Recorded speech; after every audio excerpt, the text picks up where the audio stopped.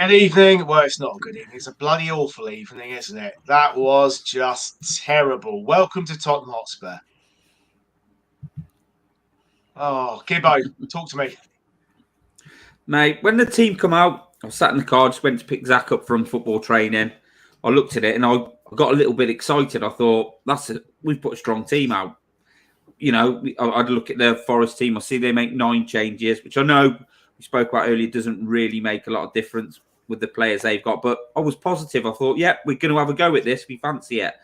But then, you know, first half, typical Spurs first half of recent times, and then second half, just rubbish, wasn't it? Really bad. So, you know, losing can become a habit, can't it? And I think the last 5 domestic games we've played in, we've gone 2-0 down in all of them. So I think there's bigger issues than just losing tonight.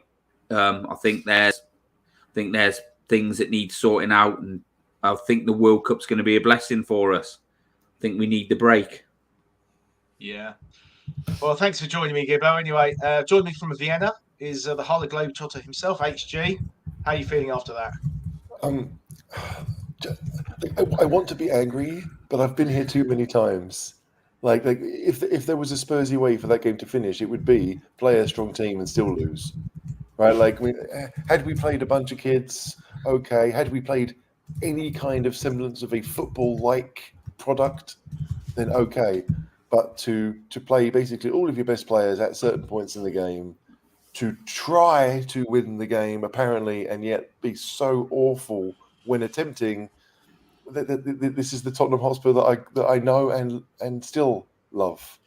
So yeah, it's not great, is it? But I don't know. Like, I can't get too upset because this is just Spurs. If I did this all the time, then I'd be depressed. I don't want to be depressed. I can tell you how bad it is. Kerry King is swearing. That's how bad it is. Oof, yeah, that's pretty bad. Kerry, lovely it's Kerry. Not worth it. It's not worth it. No, they're not worth it, Kerry. And he's been away for ages. He's been off with he's been cheating on with another girl or boy with us. But he's back. We love him, Mr. Hayes. How are you? I'm awful, John. Thank you for having me. It's I don't even know what to say after that. What I will say is I got the Champions League badge on my jersey for this season. I was over for the Marseille game in September. I was like, sure, I'll splash the castle and I'll get the Champions League badge, and I'm glad I did, because I'm not sure it'll be available next season. But yeah, that was a very, very tough watch tonight. But always good to have some therapy after performances like that. I mean, at least you didn't get the League Cup badge on the shirt. Yeah. Maybe it will next year. Maybe that'll be a lucky charm. I think from now on, like, the League Cup badge only goes on the worst kit we produce. That's it, because we won't ever play in it normally. Mm-hmm. Like, the wetsuit is just horrific. I hope we never see it again. But yeah, if you wanted to have the League Cup badge, then the wetsuit was the way to go. Is this our thing now? We're going to have one terrible kit each season that we all hate. Last year it was the pink kit. Now it's the wetsuit. Is it just going to be the way forward? Most likely. I mean, I don't know. Like, part of me doesn't really care because I don't buy kits, not really. But I want Spurs to be playing in Spurs colours. I know that sounds a bit old-fashioned, probably, but the white, blue, yellow mix is all right. The green I can handle if it's plain. I didn't mind the plain green, but even the Champions League one that became iconic, when it came out, I was like, what's that got to do with Spurs? Nothing. Mm-hmm. Apart from it's got Tottenham drawn on the front. No, so which nobody would ever recognise unless they were explicitly told us. Yeah, I mean, like, basically, Spurs just, no. Let's just go away from the kits. It's going to make me even more annoyed. The kits are nearly as bad as the performances. So, yeah. Phil's comment here. Conte didn't even do the presser. His assistant manager did it. Do you think that sort of set a tone already? I think the interesting thing with that is, and I saw Caller put up a tweet and he said, does anyone even care about the League Cup? I was kind of thinking about it, but I realised when we go 2-0 down and Conte brought on Kulusevski, Richarlison and Brian Hill straight away, he clearly cared. You know, with that strong lineup, with the subs and trying to change the game and trying to make an impact. I know maybe taking Harry Kane off could suggest the opposite, but we have a big game on Saturday in the league that he just couldn't play 90 minutes tonight for.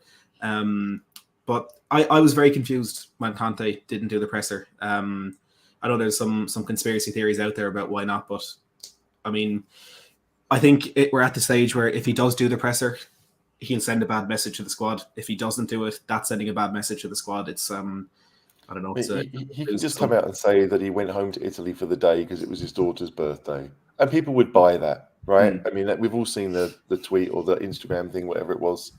So we know that we know it was a birthday. Just say that. Don't tell us what actually happened. We don't care. But just make your lie believable, Antonio, please. So starting lineup. HG, what did you think when it came out? What's your thoughts on that? In some areas, yes. In some areas, not again. I don't want to see Sessegnon play. Let's wing back. I'm done. What was it you wrote earlier without meaning to? You tried to say that Twitter was a cesspit, but you cesspit, yeah. But I saw it like cess, didn't I? Yeah, and that's it now. Sessegnon is going to be cesspit in my mind. The guy, I'm sorry, somewhere else, please.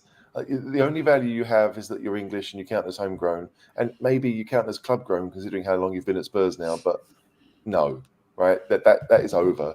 Perisic is the wing back. If we can bring Destiny in January, please, please, please, we need to do that.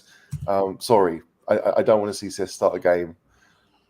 Sanchez is kind of the same. I thought, if Dyer plays on the right of it and Sanchez is in the middle, fair enough. But of course, we went back to what we know doesn't work.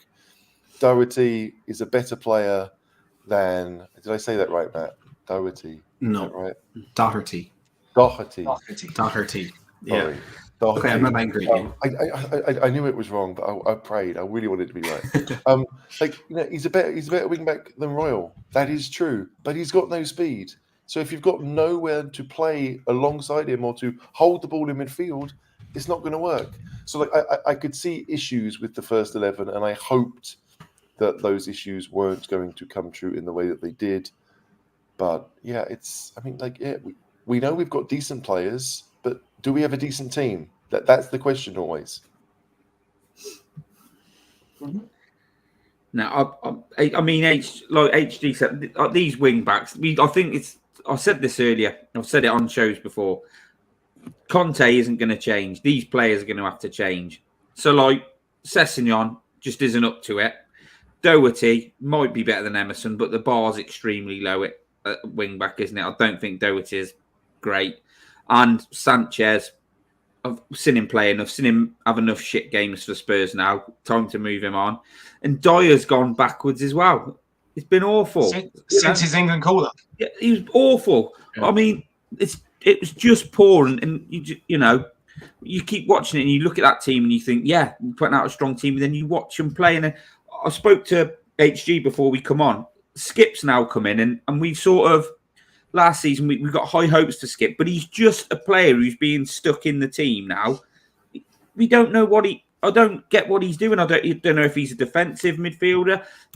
He's not an attacking what is he doing? He's just sort of they're just dropping him in there. And it's as if say, well, we'll give you a game today then, Skip. Just we'll bring Bentancur out. You go in there today and just do what you do. Do you know what I mean? It's just it's crap. It is crap. Tonight was rubbish. I think Skip. Go on, actually. No, sorry. I feel like our best passer of the ball tonight was Longley. Just with the odd cross that looked like it could be dangerous. No one else was really attempting anything difficult. It was all very safe. It was all very boring. And yeah, I mean, Forest didn't have to play well, but they still had a multitude of half chances that they created through our mistakes. I am bored of people saying, hey, look, we've got better players, but if it's not a team, it doesn't matter. It just doesn't matter. You've got to build players that work well together. And yeah, if you want to bring in Skip, well, he can't do what Bentancur does. Right? Do we have another midfielder that can? I don't think so. Not one who's comfortable on the ball and is looking to turn and go forward at every opportunity. Bissouma could, but he plays much deeper anyway. It's not Højbjerg's game. Bentancur is the one player we have that doesn't mind getting the ball at any angle and is looking to play whatever pass he can. Not just the safest one or the best one or whatever, but trying to do something different. And so Skip comes in. We did it against Bournemouth, and after 45 minutes he was hooked. And that wasn't really Skip's fault. It was just a case of that's not his game. And if you pick players that don't fit, that don't work together in any way, you're going to struggle.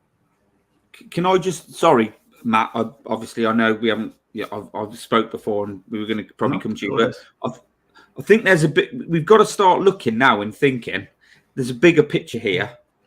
2-0 down in our last 5 domestic games. Poor first half performances, needing to sort of really be down and out before we feel confident enough that we've got nothing to lose to go at a team. And sort of in these, before that happens, a lot of the time, Liverpool may be a bit different. Sort of we just look clueless. There was a point in the first half where we sort of got it out wide and the ball come to Sanchez. Then he passed it back to someone because he didn't want to take any responsibility of doing anything bar a simple pass. And the guy he passed it to passed it literally all the way back to a centre-back. And we end up in our own half again. I think there's at the moment now starting to become a bigger picture because winning's habit and losing can become habit. And we are used to going behind now. And it's not good no matter what people say. The League Cup, it's the less important cup, but losing any game is not a good look. And it's not a good habit to get into. And we are starting to get into those habits. The World Cup will be, we need to get the World Cup out the way, get our players back, and maybe just go until January, go back to the team that we started the season with. And because they knew what they were doing, because it's sort of like progressively getting worse. Matt Hayes. Keith has suggested that Conte will resign tonight. Do you see that? No, not at all. Conte's going to be angry, and he's going to make comments that I think in a few days, in a few weeks, in a few months he'll regret. But I was thinking about this. I saw a lot of people on my timeline tonight saying Conte needs to be sacked. This is completely Conte's fault. This is blah blah blah. Back in mid to late September, early October, we were unbeaten in the league. We were 2-3 points off Arsenal. We were level on points at Manchester City. We had a good start to the Champions League. There was one man reminding us that this squad wasn't good enough, and this squad still needed work for the next 1, 2, 3 windows. While we were all talking about how we have this perfect squad, things are starting to come together. Talking about maybe ending that trophy drought, talking about being comfortable in the top 4. There was one man who kept on telling us we're going to need more time, we're going to need more windows, and it's a man who's turned out to be right. It was Antonio Conte, and I've seen so much criticism of someone says this is Conte's fault. Then someone replies and says, but what is he supposed to do when Dyer and Sanchez are on the pitch? They go, well, he's the one who started them. But he's also the one who didn't get the centre-backs he wanted over the summer to play instead of those players. We got Longley in, and like HG said, he was really good on the ball tonight. I think, well, not really good, but he was the most promising in the ball tonight. I thought he was the same against Liverpool. It's a big trait that he's brought in. He's suspect defensively. When Romero isn't available, we have to go back to Davinson Sanchez. It's the squad there just is not good enough for Conte. And if he gets the time that he wants, if he gets the 2-3 windows, and then things aren't working out, of course, bin him off. Get rid of him then. It's his fault. But he came in to a team that had the remnants of a Pochettino squad, the whatever Jose tried to do with the transfers that he made, the absolute abomination of a summer that we had under Nuno Espirito Santo. It was a pick and mix of a squad with players from so many different managers, so many different systems, and so many different kind of scouting ideas in terms of what they were looking for in the traits of these players. And Conte came into that, added 2 players. He added Rodrigo Bentancur and Dejan Kulusevski, and we got into the Champions League. I have no doubt there's no other man in football who could have done that. Guardiola would have needed a lot of money. Klopp probably would have needed a bit more time. Same with Pochettino if he was the man that we went back to. Conte is an absolutely incredible manager. And the only reason I have a bit of faith and I'm not just completely giving up in this squad is that I do believe in 12, 18 months, if Conte is given the time and the resources, he will turn this around. And the best thing for me to actually kind of answer the question that you asked, I think Conte is in for the long term as well. Because he has spoken about working with Tottenham for years, and he has spoken about how he wants that time to actually develop the squad. And he just does look happy here. Maybe don't think of what I've said there when you're looking at the press conference tonight, but he does look happy. And the idea of him resigning just doesn't sit well with me. Sorry. What? Sorry, I was reading the comments. Oh, okay. I was just going to... I'm just looking at Jonathan Veals tweeting out Conte's comments saying, tonight the energy was really poor for us. Don't forget it was the 12th game in a really short period, and these games we played in the past were really difficult. We lost a lot of physical and mental energy in the Premier League and Champions League. Do you think that's a fair comment? I think we lose more energy when we're losing games. I mean, it goes back to what Gibbo said. Like, had we won the game at the weekend, no one would care. Had we won the previous game against the previous home game against Newcastle, people would talk about this less. Like, when you win, you want to play games, and when you're losing, you start to worry. Like, it's an excuse. Of course, it is. Look, it's an excuse and probably a valid one in some cases. Like, Højbjerg only played 45 minutes. Bentancur didn't start, so I get it. But to me, it's all about like I don't want Conte to go. Right? I'm definitely not in a Conte out position. And if you're in Conte out, then I just don't understand it, because it's the same process again and again and again. That would be insane. However, that doesn't mean I think he was blameless tonight. I do if it comes down to how he sets the team up. The players he picks plays a part. Maybe it's just me, but I would rather see Spence down the right and Doherty down the left than what we saw tonight. I would rather see Kulusevski starting a game, knowing full well he's only going to get 45 minutes, and then you bring Richarlison on for the second half, or whatever you want to do. You've got 5 subs. You can make those decisions beforehand. What ended up being is that we went 2-0 down. We threw all of the attacking players we had on the bench on without really seeming to know who was going to go where. So, of course, yeah, that we had lots of the ball for the last half hour. We never looked like really doing anything with it because players were getting in each other's way. Like Sessegnon and Brian were trying to do the same thing down the left, but not working together. Like, I felt like Kulusevski and Spence were kind of getting in each other's way a little bit. And then Kulusevski would realize, wait, I'm supposed to be in the middle because I think I'm playing up front now. And then Richarlison would kind of also go to the left because that's where he wants to do. And thinking, what is going on? Eric Dyer became a midfield player. Like, we lost all semblance of a shape just because we threw on attacking players. There seemed to be so little behind what we were doing, and that difficult. Like, I know he's a world-class manager, but it felt like on you go, lads. You've barely kicked a ball. You go and sort it out tonight, and that's not good enough. It's worrying, isn't it? Like, there's no reason why Perisic. I thought Perisic played. I thought he tried his best, but he's not a centre forward. Perisic, I thought too many times he tries to do that one touch sort of pass and curl it into someone, or just knock it off and then turn and run.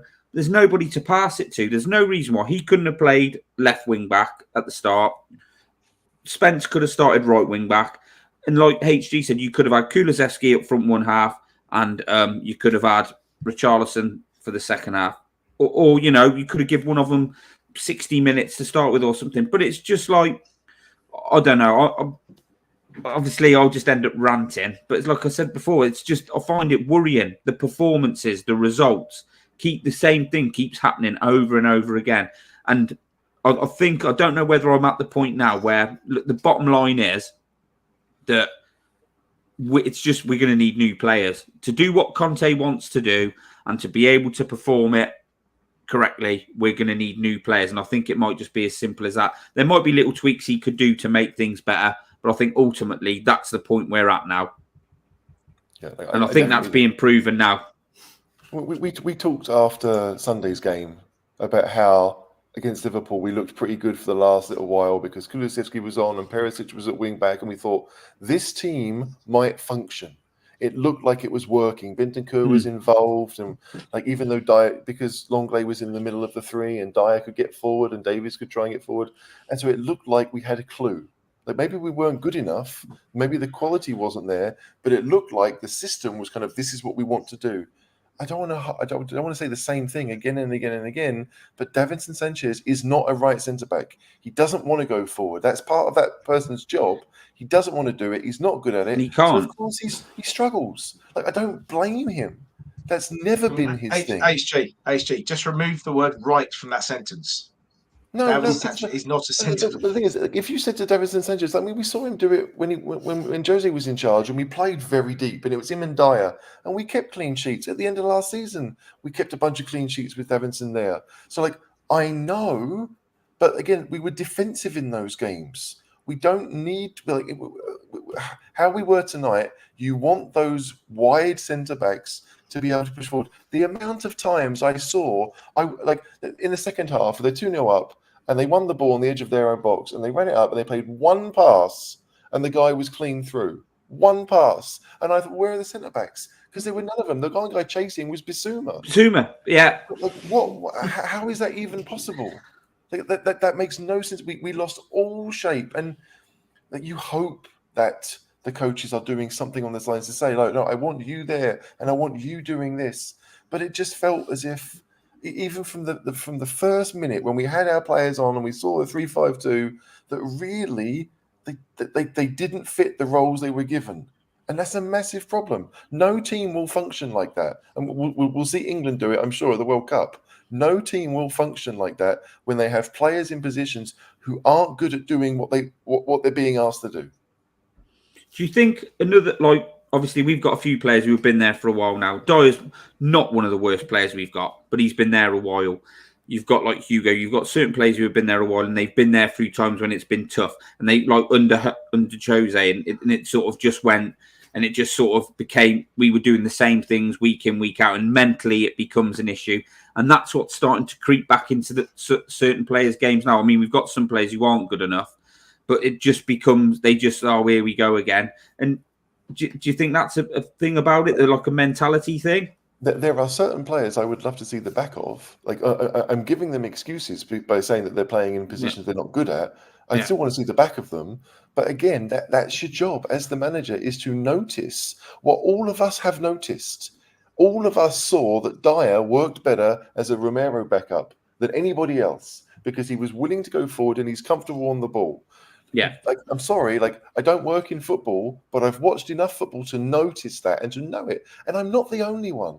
So why is the person who gets paid millions of pounds, who works with these players every day, has decided, no, actually, no, I think Sanchez is the next one. It makes no sense. It genuinely, we've seen enough of Royal to know he's not a wing back. We've seen enough of Cesc to know he's not a wing back. So either play a system where it does suit them, or don't play them. Understand the limitations of what you're asking them to do. Don't get mad about it. Here I am. I wasn't mad at tonight's result. I'm not mad really at tonight's result because, as I said, we've done it before. But I am mad that we are still making those silly mistakes where we're asking people to do something that they just can't do. One thing that I'll absolutely hold against Antonio Conte, and I think I held it against Jose Mourinho because I feel he was guilty of doing the same. I think Conte is making certain decisions, like continuously playing Emerson at right back and maybe like right wing back and playing Sanchez there tonight, to say to the board, look, this is what I have to deal with. These players aren't good enough, and to try and force their hand into buying players. And I think it's been done too much without it working for us to sit here and say it's worth sacrificing that game tonight and playing players that shouldn't be playing in order to get players in January. And I think, I know there's a debate within the Tottenham fan base if a League Cup is worth going all out just to end that trophy drought, or if we want something big. But for a manager like Antonio Conte, it's the Premier League or nothing. You know, it's the Holy Grail or absolutely nothing for him. It won't matter for him. But when you're in the situation that we're in, you need to win whatever trophy you can. And I don't like that. I do personally feel as though Antonio Conte played Sanchez there as if to say, well, this is why I need another centre back in January. Or like you said, playing Sessegnon out on the left time and time again, as if to say, well, this is why I need a left wing back. You need to play the best players that you have at your disposal, and sometimes I feel he doesn't do that. Do you think that's a bit counterproductive then? Like, what is the good that can come from it? If you're telling the board, like, these players aren't good enough, we need to sell them, who's going to buy players that don't look good? It is counterproductive, HG, because I've got a point about Emerson Royal. And I don't really rate Emerson Royal. I don't think a lot of people do. But he needs protecting now. Conte keeps playing him. His performances are starting to get worse. The crowd are starting to get on his back. They're singing songs about him, saying he can't defend, he can't attack. Emerson Royal's our wing back. Purely piss take. And then, like, they booed him off against Liverpool. He was cheered when he went off against Bournemouth because he was so poor. The guy, he's not been playing well. We've got Spence and Doherty who could probably come in and do as good, if not a better job. And he probably knows that. yet he keeps playing him, and he should be protecting him, and that is counterproductive towards that certain player because he ain't going to get no better. You could feel it even watching the telly. You didn't have to be in the crowd to know. When Emerson Royal put in a bad cross, or he passed the ball backwards, or he didn't make a forward movement, you can feel like the tension, and he's sort of like scared now. It's as if he's scared to take any risk or do anything, and that is counterproductive. And it's the same like saying these players aren't good enough. We know they're not good enough. Go out there and do something else then. Breathe. So I'm going to ask Matt this question. HG, not allowed to answer because you've already ranted about him. Right. Why is Cess getting away with not getting the amount of grief that Emerson is? Is it because he's English and young, even though he's the same age? Are they the same age? Oh God, I think so. Yeah. I'm not sure what they are actually. Maybe Emerson's a year older. Now I love Sessegnon. He's not good enough to be in this team. He does not fit this style. His end product isn't there. He's just not it. But I love him, and I don't know why, and I can't explain the difference between him and Emerson in that regard. Maybe it's because he came in as an exciting young English prospect, signed from Fulham where he was doing so well. He was getting goal contributions from all over the pitch. I don't know. It's a good question, but I think the tide is turning a little bit with Ryan Sessegnon. Tonight I saw a lot more than I've ever seen of fans, demanding that he goes. I don't know. I'm actually stumped with that one. I know from my perspective, I did feel towards the end of last season that he was progressing, and there was the end product. I said it in a stream I did last night. When he's crossing the ball, he's really bad at it. But when he gets into the box, when he's a little bit narrower and he can get his head up and he can pick a specific pass into the box, he's a little bit better at that. And the goal we scored against Liverpool last season with Son at Anfield, and the opportunity Perisic had when he hit the crossbar on Sunday. So maybe if we got him into those positions a little bit more, maybe we were managing to do that last season when we were more attacking. But now that I think of it, we rely heavily on playing the ball out to the right hand side. I've always said it with the Conte cam. It's not a Conte cam unless Conte is pointing out to Emerson Royal, screaming for the ball to go out at him. So maybe it's just a situation where Emerson gets the ball more and we rely on him more to actually do something effective with the ball. But they both need to be improved on. They both need to be replaced. Yeah, I checked it. Emerson is about a year and a bit, 13, 14 months older than Sessegnon. And again, it's I don't know. Sessegnon, when he came through at Fulham, right, he was more of a left midfielder, not necessarily a winger, or he might play on the left side of a 4-3-3 in the attack. That's what he did. But it was all technique and finishing. He got on the end of things. He wasn't really a crosser of a ball. You can tell he can't cross a ball, so that's never been a part of his game. And it's just if you're not a fullback because you can't defend, and you're not really, we don't play a 4-3-3 where the ball is kind of played wide and he can get on the end of crosses. It's kind of like Sterling a bit, where Sterling, if he's part of a really good team, will get you a lot of goals, but individually, I don't think it's there. Sessegnon might be the same. At championship level at 16, 17, he was scoring 10, 15 goals a season, looked a real player, but when you look at him now, what has he lost? I don't think he's lost anything. Maybe a bit of confidence, but when it comes to skill set, I think it's pretty much the same. It's just that we can't access the things that he's good at very often. I think first season we went to Bayern Munich in the Champions League, dead rubber at the end of it, but he scored in that game and he beat Manuel Neuer and he did it quite easily. And so the technique is there, but he needs time, and he doesn't get any time when he's playing left wing back because he's right by the touchline. If he's lucky, he can spin around and play it down the line to someone. I guess one of the midfielders is making that run, or Son, and then Son's got his back to goal. It doesn't suit him. Nothing about what Spurs do suits Ryan Sessegnon, despite the fact I still don't think he's good enough. No, he's not strong enough. He's not dynamic enough. He doesn't believe in himself enough, I don't think. I just don't. And overall, I agree with you, HG. He's just not good enough. And I think there's a comment here. I think it is if he doesn't turn it on this season, he'll be gone. He'll be gone. Can I also say, even on that comment that's down there, the difference between Spence and Sessegnon tonight was crazy. Now, I'm not going to sit here and say Spence is the answer to our problems. I'm not saying we play him, we'll score 5 goals every game. I agree with Daryl. He absolutely needs to play, and I've gotten a bit of stick on Twitter tonight for saying that. But the very first thing Spence did when he got the ball, when he came on, he drove forward 60, 70 yards and he won a free kick and he got us up the pitch from being pinned back from a Nottingham Forest corner. He looks stronger. He was getting into good positions. He had that header, which I was kind of thinking if that had been Harry Kane, he probably would have scored it because it was a free header. But he got into that position. We never see Emerson do that. We never see, especially Sessegnon, doing that. And Spence was beating a man. And look, I know it was kind of a big occasion for him. He had a point to prove, going back to Forest, finally getting the chance to play some actual football for Tottenham. But for me, the two of them today and Sessegnon this season compared to Spence tonight, it's night and day. And that's just a really, really damning indictment of the way Sessegnon has failed to progress. I know, Matt, you said there, sorry, HG, but Matt said, like, obviously you don't expect him to play or have to be started every game, but you expect him to get a chance, don't you? 100%. The kid's not even really been given a chance. I mean, we sort of know that. We've been given a little bit of information that he got a big time out in Israel on the pre-season, and Conte, in so much so that a lot of players were very surprised, and Conte's put him in his box. And that's why it's taken so long for him to get the chance. The big question for me is who will start at right wing back on Saturday against Leeds? Emerson Royale. Yeah.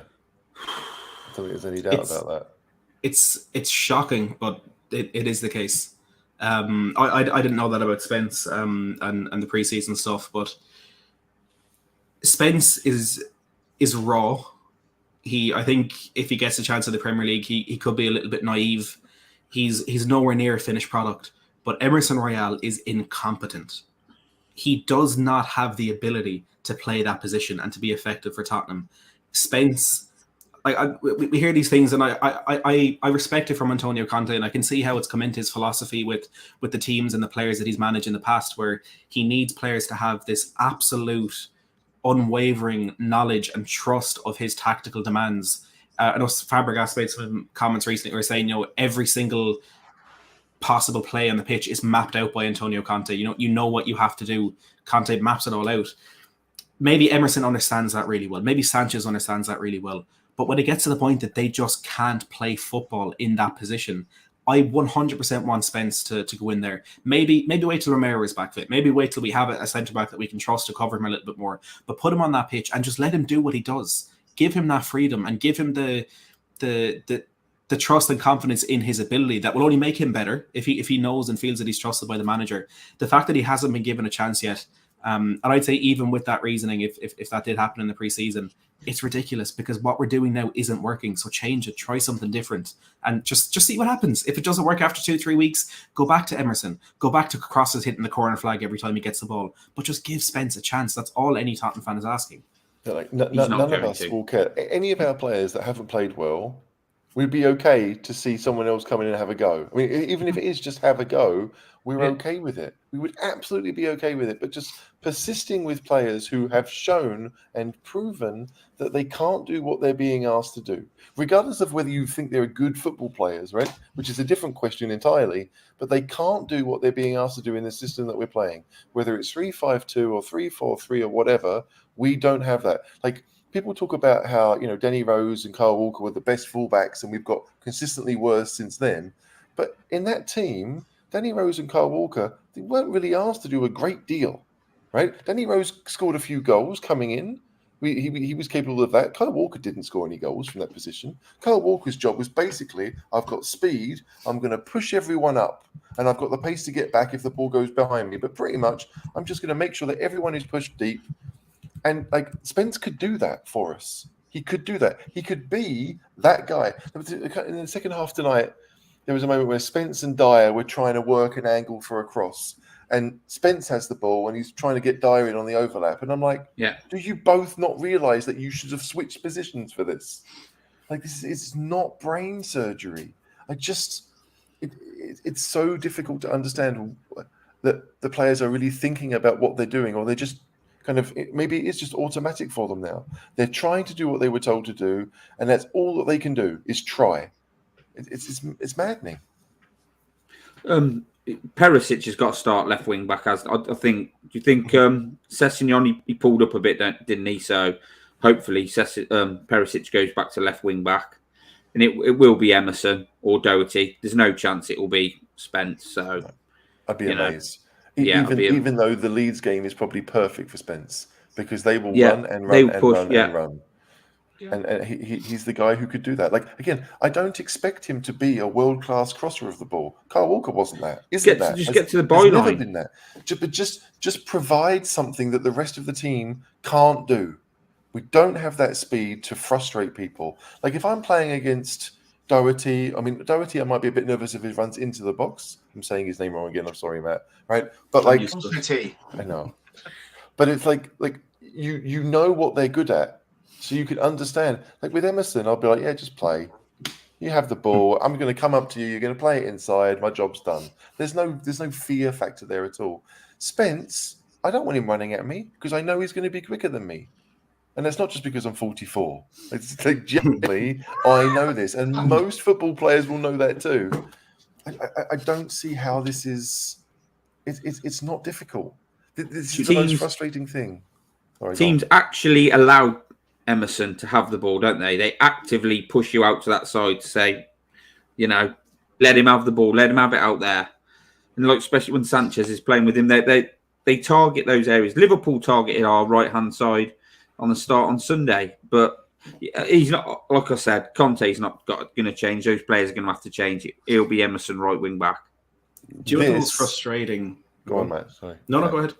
So this is a really good point from Paul. Like, Spence is not really an overlapping wing back, right? Like, he wants to drive into the box. He wants to go towards the goal. And Kulusevski wants to cut inside as well. So I can see that, like, again, because they haven't played together for very long, it's going to be difficult. You'd like to think they'd figure it out. I know that Kulusevski's smart enough to do it. Even if Spence wasn't, one of them will be like, if this is what you want to do, I will adjust a little bit. But I mean, it's a really, really good point. The answer, though, is if Kulu plays as a front two, he's not going to be on the right so much. But he will go there anyway. He keeps drifting, doesn't he? Yeah, he does. He'll naturally drift. If we say if Perisic goes back to left wing back on the weekend, he's probably not going to start Richarlison and Kulusevski. He's probably one of them, isn't it? Realistically, he should start both of them. Richarlison on the left, Kulu on the right, and Kane up front. We need a win, mate. We need the points. I think you've got to at least try that from the start. Whether he will or not, I don't know. But we need the way that the 3-4-3 is set up is that those three attackers can hold the ball up, and Richarlison, Kane, and Kulu can do that, right? I mean that it's almost a perfect setup. The interesting thing will be if Richarlison wants to go left to then cut inside, well, Perisic is quite happy to go down the outside because we know he can cross. That would work. On the other side, it's like we've seen Doherty and Kulusevski worked well together. They have done that. They've proven that as far as I'm concerned. They know what the other one wants to do, and it functions. So fine, go with that. I don't care who's doing what, but because it works, that's great. We've got one game. Like, Richarlison's going to want the minutes before the World Cup anyway. Yeah. Right? So at some point, it's like we're just going to play our best team, the best available team. We don't have to worry about any other games 3 days from now. It sounds awful, but we don't really need to worry about whether they go to the World Cup or not, or how injured they are. None of my concern. Sorry, it just isn't. We play our best team on Saturday against Leeds. We go for the win, and we need mobile players who can do it. We do. Here's a novel idea. Try going 2-0 up. Try going 2-0 up with your best team on the pitch, and then making some changes and trying and maybe. Well, at the moment, I wouldn't try and hold a 2-0 lead with the way we're defending. But why don't we try and go 2 or 3-0 up? That'd be good, wouldn't it? Outrageous. Try something different. I don't know what you're talking about. And see how we get. Yeah, and see how we get on. I'm with HG. We'll lose 3-2. It's like we know what will happen. Don't make me go through the ringer. I'm with HG. Are you trying to ruin my birthday? Not my birthday this week. Oh, John. On Saturday is my birthday. Sorry about that, John. I'm so sorry. And since I first went to my first game in 1988, we've played one other game on my birthday, which was the Liverpool League Cup game in 2008, when Fraser Campbell scored twice. This is only the third game on birthday since 1988. No, that can't be right. Surely. Because normally it's International Week. That sounds So England have played on my birthday. but Spurs rarely do. If it makes you feel any better, my birthday last year was when we were absolutely battered at the Emirates. Oh, Yeah. Yeah, it makes me feel that was better. a bad Thanks, Matt. day. Good. I'm glad. Matt, that's an annual thing, though, isn't it? Being battered the Emirates. Yeah, but it's not annual that it's on my birthday, John, okay? It's really tough. But I'm with, just to go back on, I'm with HG. Not our concern if players get injured. It's like I've said about This Romero. is a good point. This is a good point. We have to shoot first. Yeah. Try and get a goal or 2 goals up. Play your best team. I don't care if they're injured for the World Cup, whatever. It's not our concern. We pay these players wages. Like Romero the other day, muscle fatigue. I don't know. I don't really believe it.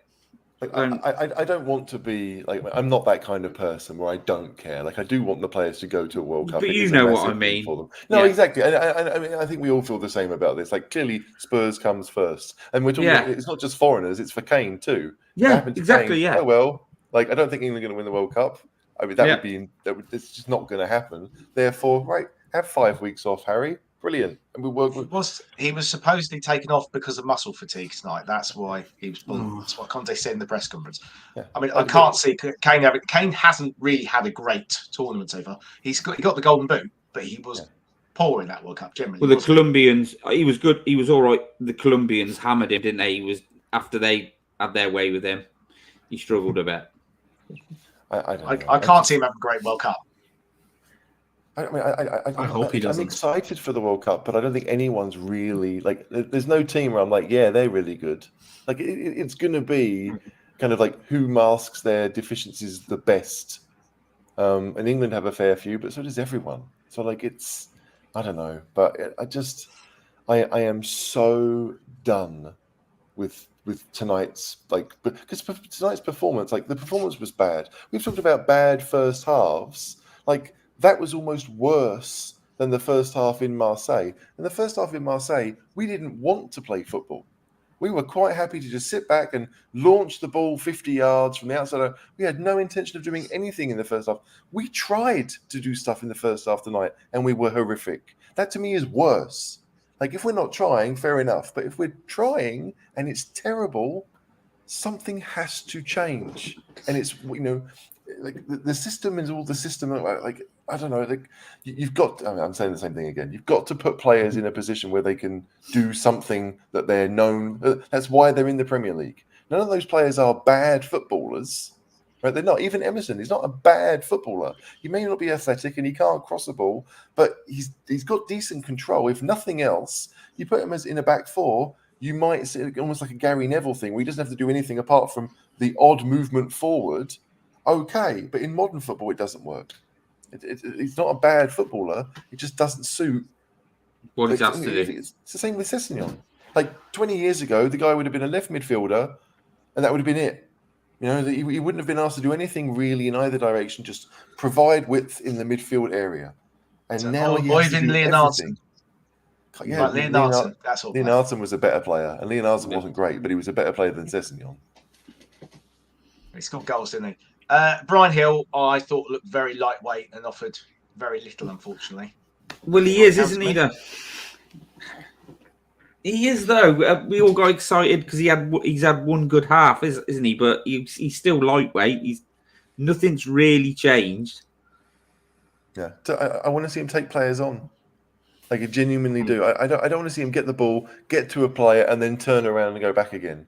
Because that happened too many times tonight. Again, I would rather you try something and fail than just be like, because that's Spurs right now. That sound is very who we are. These are the exact same conversations, and it hurts me so much to say that we were having under Nuno. Yeah. Like the whole idea of shooting in the first half. We had one shot on target tonight. Matt Doherty's effort in the first half. I don't think Spence's header might have been going over, so it wasn't counted. But these are the conversations we were having under Nuno. Just try. That's all we're asking of you, to just try. Have a pop. Wayne Hennessy, it was his second game that he's played this season. Kane, Bentancur, have a go from range. Just try and make something happen. It's the same with the players on the pitch as it is with Conte and starting some of these players. It's trying the same things over and over and over and over again, and it's not working. So try something different. Just change it up a little bit. What's the worst that can happen? Where things aren't good enough right now. There's not enough promise in what we're doing right now to say, well, if we stick it out and we get used to it, we will get the the benefits of it eventually. If anything, it's the complete opposite with the claims. The way we're playing, even when we're winning, is unsustainable. Even when we're winning, it's okay, but we need to do it differently. It's a vicious cycle. And the most annoying thing for me tonight is when Antonio Conte came into this football club. I can guarantee the four of us, and I can guarantee every other YouTuber, every other podcaster, every other Tottenham fan out there was saying, if we get decent wing backs, something will happen. Yeah. And here we are a year later, and we're still talking about the incompetencies that we have at wing back and the players who just can't do it. How have we ended up in that position? How can we not see that is step one in an efficient, positive, genuinely having a chance of success Antonio Conte team? It's just the same problems all over again. It's not going to be solved. But not that it can't be solved, but if the cycle is like anything like before, it's not going to be solved. And 18 months later, we'll be sitting here. Could be Thomas Tuchel, knowing our manager recruitment style. Just has to get in the last guy that Chelsea sacked, and we probably have the same problems again. It's just extremely disheartening. And I always do my best to be positive, but on nights like this and in the form that we're in at the moment, it is hard to do that. Right, there's a comment here. Oh, sorry. That's fine. This one here, right? Do any of us have crazy expectations? I certainly don't. Mm-hmm. I expect us to do the best we can. That's it. I expect us to try and figure out a way of playing football that can show the talent that we've got. That's all I expect. I don't expect us to win every game by doing that. But winning 8 out of 14, brilliant. Fourth in the league, fantastic. Just over half. Yeah, but that's okay. Winning just over half. If you win 20 league games a season, you're going to be in the top 5, top 6, right? That's there. 60 points plus draws. You're going to be there or thereabouts. But it's what we are doing. I'm sorry, there have been maybe 3 or 4 occasions this season where it looks like Spurs know how to play football. And compared to what we saw at the end of last season, where it was happening almost every game, something has changed. Is it because teams have figured us out? Maybe. Is it because Son hasn't played very well? Possibly. But is Son not playing well if people figured him out in this particular system? There are so many questions that we have to ask. But I don't think any Spurs fan expects Spurs to win every game and to go out there and outplay the opposition week in, week out. I certainly don't. I don't know about you three, but I certainly don't. No, we just expect a bit better, don't we? But I'm frustrated because when we were having the poor performances, like my point, we're having poor performances, but we're where we are, and I said, it's unsustainable to keep playing the way we are and doing the things we're doing and playing the players we're playing or what they're doing is unsustainable, and that is creeping in now. That is creeping in. What is our recent form? John, have you got that in front of you? Domestic. So I was just laughing that Danny Welbeck hasn't scored all season, but scored against Arsenal tonight. I was just laughing at that. No, I mean, what was it? So we lost tonight. We lost against Liverpool. Who was Man United? No, wait. We'll go game. So before that was the Marseille one where we won in the last minute. And you've got the Bournemouth one where we won in the last minute. Then you've got the Sporting one where we almost won in the last minute. There's a theme here, right? Then the Man United game that we lost. So what was the last game that we won somewhat convincingly? Can you see that? Not really, no. Read it for us. Everton, I suppose.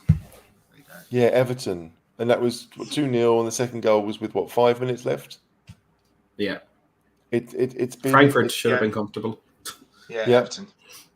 So that's a month. That's a month now. We've had a month of football where we've not played with any real fluency whatsoever. And yes, we've had injuries. I get that, right? And we've been struck pretty badly with them, certainly with key players. But to be okay that we managed to get a winner at Marseille, I mean, it was a set piece that brought us back into the game. We didn't play amazingly well. We haven't really this season, and it's like. It would be much easier to sit here and say we played well, but we lost because we're better finishers, or they took their chances, or whatever. That's something you can handle. It's not nice, but you can handle it. But to sit here and be like, look, we've played badly. We've not looked like scoring against the Forest team that, yes, they made a load of changes, but the difference in quality is minimal for them. They can play any 11 from the 25 players that they've got, and you're going to get pretty much the same level of quality. To me, it's all about Spurs. It's not really about what Forest did. It's not really about what Newcastle did. Those teams took the chances they had, and that's why they were the only team that really have outplayed us were what Chelsea did and Man United did. Everyone else, it's been a lot to do with how Spurs were. And that's annoying. I don't want it to be about Spurs. I would rather lose because the other team have done football better than us rather than we've been so bad that the other team have just shown up and won the game. I've not seen him wound up this much for a long time. And it's not even about tonight's game specifically. It's about the whole thing, isn't it, HG? I think the whole season. Yeah, I'm with it. Yeah. Okay, so positives. As Spencer, I think, was a positive tonight. I thought Basuma did all right at times. He had a nice little driving run and then got poleaxed, which the ref gave us nothing, did he? But until he gave them the red card, which didn't help us. We got any other Forster? Fraser Forster. Yeah, I thought. Well. Yeah, he saved it from being. He saved it. He kept it. He kept it respectable.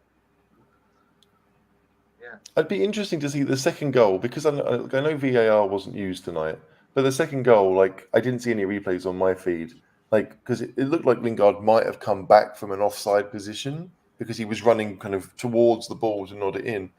But I mean, we're clutching at straws. Who did well? Longley did all right. Bissouma has this weird ability where his first touch is never like close to his feet. He tends to want to play it off at an angle every time, kind of like what Dobele used to do. And so sometimes you think he's going to lose it, but he doesn't. He's understanding where the player's coming from, and he can move the ball kind of away from them. That's good to see.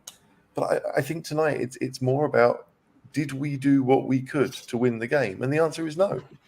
Forest did. Forest had a set system that they play pretty much week in, week out. Surridge is no good striker, right? Like the players at Forest that I rate, some of them didn't play tonight, or they came on as subs. It's a workman-like 11 that knows what they're doing and can do it. And whether it's O'Brien who plays in midfield, or Freuler, or Kouate, or whoever they've got, they can basically put anyone in, and you know kind of what you're going to get. Ryan Yates was man of the match tonight.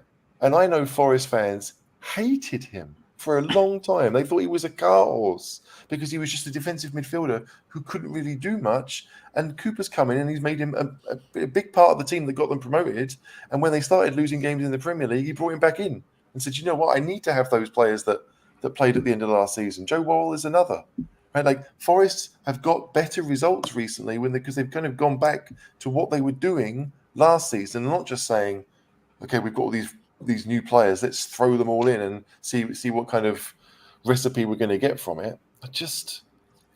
I would like to be beaten by a team that I think have played well and not just good. Does that make sense? Yeah. Hey, I sort of felt, I don't know if I explained it myself correctly, but like the first half for me just felt like Spurs went out there and just went through the motions. We just looked like we're going through the motions. There's no real, we'll just pass it around, no real determination or drive. Like, because Craig's put in there, I don't think anyone cared about the League Cup, not Conte, not the players. But Conte could have put Tanganga, Harvey White. If he didn't care, he could have put those players out. But he never. We put out a relatively strong team. So what was the point? There's no point in putting a decent team out there and just going through the motions. You may as well put a bunch of people who hardly play, but give 100%. At least then the fans will go, well, it's players who don't usually play. And, we don't really want to be in the cup. But when I saw that lineup, everything said to me, yeah, we want to win this tie tonight. I'd rather see Harvey White at left wing back than Sessegnon. And Harvey White is not a wing back. Not. But he's got a left foot. I know he can cross a ball. I know he's good at set. I think he'd offer more. When you do that, that means you say to whoever's behind him, Longley tonight, you can't go forward because he's good defensively. So you have to stay back and cover that. And you make adjustments. I get that. But we're 2-0 down and we're playing 3 centre halves. There's no need for it. There's never any need for it. You've got to go and get some goals. And Sanchez and Dyer and Longley, unless it's from a set piece, they're not going to give you those. So you take whatever pill you need to take to get some better attackers on the pitch. I don't think that is, again, like it's not difficult. It's not like groundbreaking. It's bog standard football 101 that attackers were more likely to score you goals than defenders. That's it. And let's be honest, obviously, Matt. What are you happy, Matt, that to sort of like bin that competition? Because you're getting people who say, "Oh, don't matter, we've gone out, shit competition anyway." How do you feel about that? I personally don't see the benefit of that. Like I was saying earlier, like it's 14 years without a trophy, 14 and a half, going to be 15 years. We need a trophy. It's as simple as that. Of course, if I had to choose between finishing top 4 in the League Cup, that age-old debate, of course, top 4, it's better for the natural long-term progression of the club to be playing at the top level. It helps with recruitment and all that. Winning a League Cup isn't going to be the thing that makes Alessandro Bastoni go, okay, well, actually, maybe I will go to Spurs.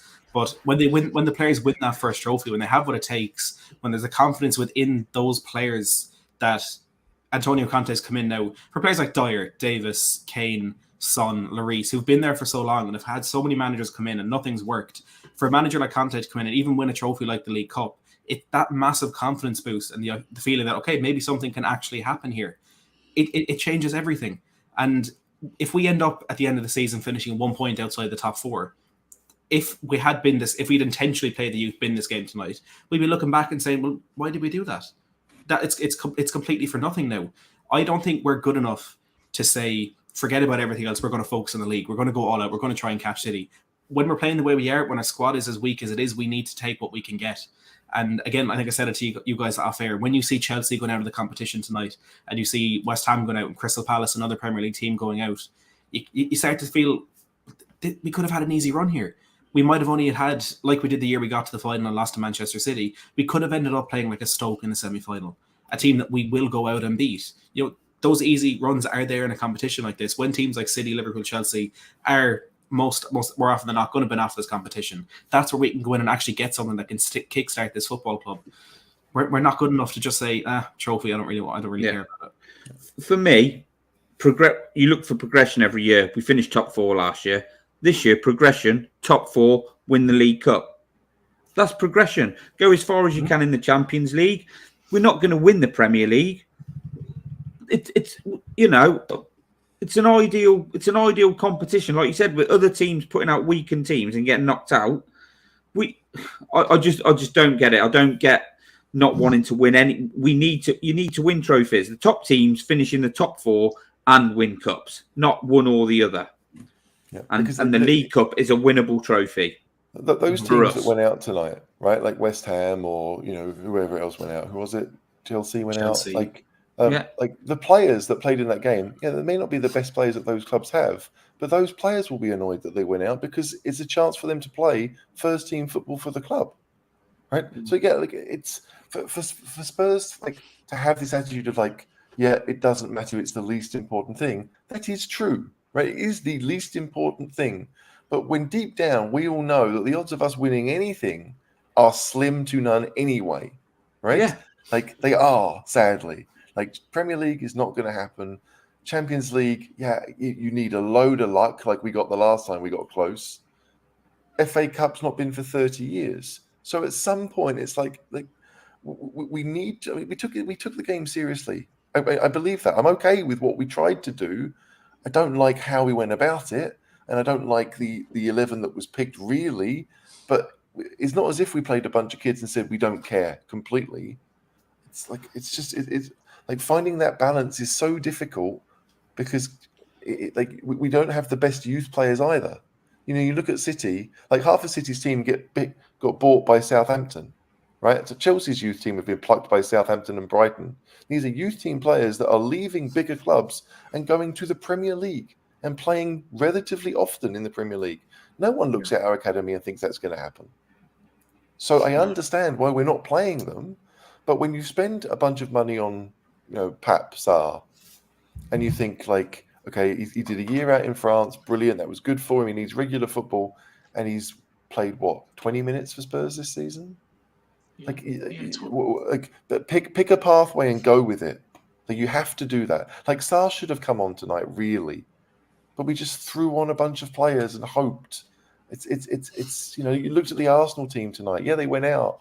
They played a bunch of their squad players, and their bench was like 90% of their first team. They were all there to come on just in case that Arteta really cared. Spurs, we always somehow manage to pick the wrong option, and it's just tough. Why can't we be like those teams, those clubs who financially we're in a similar league to at least a couple of them? Why can't we do that? It's very, very frustrating. Okay, I'm going to sort of wrap it up now because it's been going an hour. Matt, tell us about your back streaming, aren't you? It's been a while on your own show. Yeah, I came back last night. Was it last night? I think it was last night. It was Monday. It was Monday. Just talking about what happened with Liverpool and just the general kind of mood at Spurs at the moment, and just Conte needs time. That's the one thing that I'll keep banging on about. We need to let him do what we know he can do. And look, let's also remember that it's a new thing for Conte. He's not a project manager. He went to Chelsea, Juventus, Inter Milan to win. He did that very, very well. He's going to make mistakes along the way, but he's a world-class manager. And I've seen people today call him, he's not good tactically. That's just not true. So I think that's kind of one thing I just needed to get off my chest a lot. It ended up me being back streaming. And we'll be doing a lot of transfer stuff soon. I'll be doing my first transfer stream tomorrow. Looking at some of the players we're hoping will come in and save our bacon. Do a lot of analysis of players. I'll have one coming out next week of Mohamed Shimikan, who plays for RB Leipzig, who hopefully can be the savior for Spurs. But yeah, anyone who likes me rambling about transfers, please come over and subscribe. Fabrizio dropped him in, didn't he, Matt? That Shimikan. Yeah, Fabrizio said it. Yeah. But I think you're right that we've got to give Conte time, because I think it is a case now of needing new players, and that's going to take time. We're not going to be able to do that in 2 windows. So we've just got to hope he, obviously we'll do far better with him than we will without him. And I think we've just got to hope that he signs a new contract, hope he gets backed adequately, and that he's got the enthusiasm to stay and see it through, and hopefully he can be our version of Klopp or Pep. And you know what? And I don't know. It's the hope that kills you. I don't even want to wrap up the show, John, but I feel it became a fad. If you lose 3 or 4 games, sack your manager. It was so successful for Chelsea. They did it, and they won the league next season. It just became a thing that you hit a bump in the road, you sacked your manager. But I feel that the tide's kind of turning now with this. You're looking at Mikel Arteta, as again, we all hate their success, but he was given time at Arsenal, and they're absolutely superb right now. Brendan Rodgers was, for some reason, given the time at Leicester, and they've turned it around. And looking at tonight, Steve Cooper, who we all thought was on his way out of Forest, and he got a new contract. So I feel clubs are giving managers a little bit more time now, and hopefully that plays into Klopp as well, of course. Yeah, Klopp, when he first started, they were below like where we are now, really, weren't they? Liverpool, yeah, they were at a lower ebb than what we are. Spurs is purgatory, where we're pretty good, but we're not great. Not that good, yeah. Yeah, that's it. Yeah. Like a dairy milk. Yeah. So thanks, Matt. Gibbo and HG, you two come back tomorrow night. You're going to do a bit of a World Cup squad review. We're talking England. I'm so excited to be spending 25 minutes calling Gareth Southgate because that's what I'm probably going to do.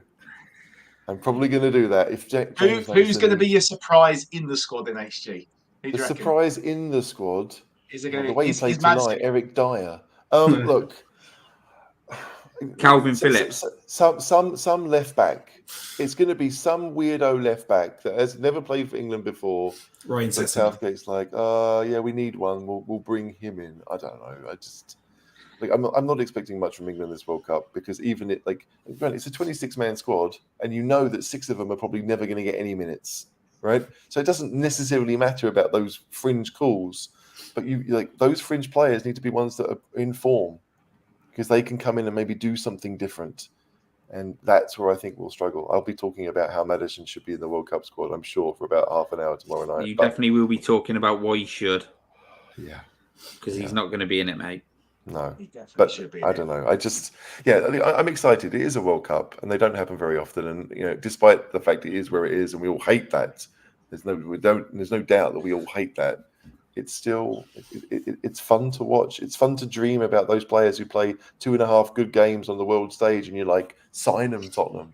That was my '90s experience. Ili Watching Dumitrescu. European tournaments. Klinsmann, Dumitrescu, yeah, absolutely. I think Popescu. actually, as you guys aren't on Friday, I think we should do tomorrow is talk about your favourite ever World Cup. Have a think about that. I'm going to do that Right. on Friday's show. So I'm back on Friday with Davo. Flat Cap Jack is with us again, giving a bit of an American angle, and we've got my mate Derek, the Leeds fan, is going to come on and give us a bit of a preview. And then Saturday, I bet Gibbo, he's you're really going to confident.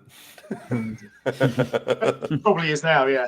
And Gibbo, are you doing Saturday with James? Yeah, I think I am. I think we've got me, James. Is Jack off the Patreon group on? Has bailed, I think. I think he's bailed. Okay. I might We'll bail after tonight. We'll see how I feel tomorrow morning. James might be doing another red wine review. You never know. And just to answer Craig Bowler's here, Popescu was a fantastic player for Spurs. I just hope I sort of liken him a bit to Bentancur because he was brilliant, but like he went, didn't he? Literally played that season, then went off to Barcelona and had a really, really good career. Let's hope the same doesn't happen with Bentancur Or Kulusevski. or Kulusevski. Yeah. Oh my gosh. Anyway. Yes. Anyway, so I'm going to say, come on, you Spurs. Come on, you Spurs. We're going to win someday.